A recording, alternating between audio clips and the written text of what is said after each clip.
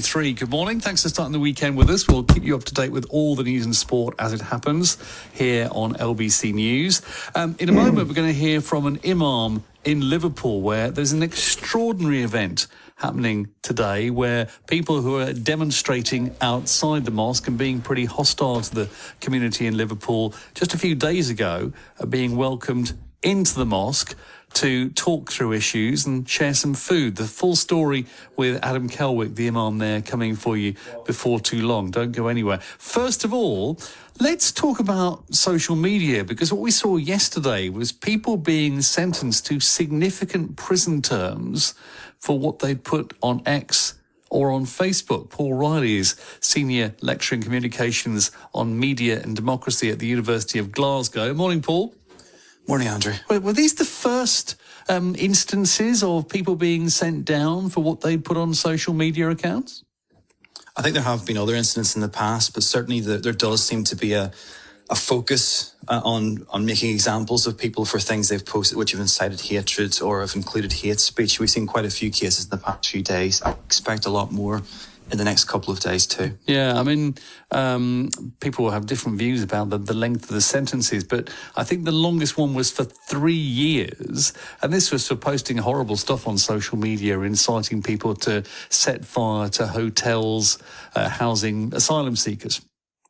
Yeah, and with this, I mean, in one case, one of the people who was sentenced yesterday actually tagged the police in it, so they were quite confident that they hadn't broken any law, when in fact we have legislation which is pre-social media, which does say if you incite racial hatred or incite violence, you can be prosecuted for it. So I think there'll be a lot more cases like that in the next 7 days. And in the sentencing, the judge talked about, not only inciting people to violence, but also thinking through the consequences of the posts on social media, causing fear in the community generally, to people in the hotel, to people working in the hotel, sort of thinking through all the implications of the sort of things people have been saying.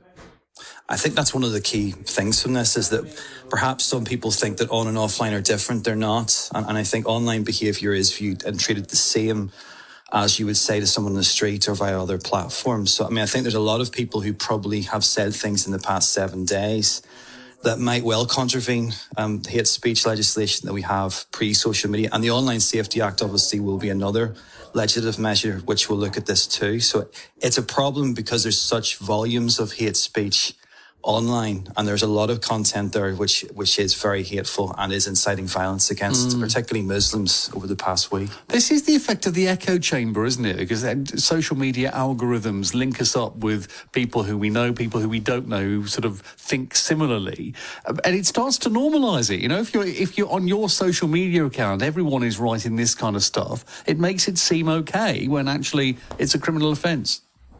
I think, there's 2 parts about that. I mean, firstly, it's almost as if social media is an echo chamber, but it isn't, because we do see a lot of things that we do not like. And I suppose that's the way algorithms work. It wants to generate interaction. It wants us to respond to it. If you see a lot of things like that in your feed, you'll see more. So the personalisation of it means that very often people who are exposed to this or who support this will get more of it. And of course, you're right to say that can be a very dangerous thing, because people obviously getting very angry about events will often post things which are inflammatory and will perhaps be hate speech or incitement. I mean, what we've learned, for sure in the last 24 hours is that while sometimes the authorities seem to struggle to regulate the social media platforms themselves, we can be regulated as individuals and pay the price for the stuff that we choose to write. Definitely. I mean, I think one of the things I've been thinking of in the past 7 to 10 days, as many of your listeners probably have too, if platforms won't remove this content, we as citizens have a responsibility to report things and perhaps report things to the police, particularly if platforms won't take action on it. And there are serious consequences for individuals who do post content which does incite violence, even misinformation. As we saw a recent arrest for a high-profile influencer for posting the original false information about Southport. So these things have real consequences, and people need to be aware that what they post can come back and bite them very severely. Keir Starmer was talking just last night when he was visiting the Met Police about, potentially tighter regulation on social media platforms. Is that realistic? Because that's been an aim that's evaded leaders around the world until now. I would be surprised if there isn't some effort to move forward some of the measures from the Online Safety Act, and I would suspect that will probably involve fines. I mean, currently the OCA does allow for up to 10% of eligible income to be fined if platforms do not take stronger action. I think you're right to say the problem is fines don't seem to have worked to date.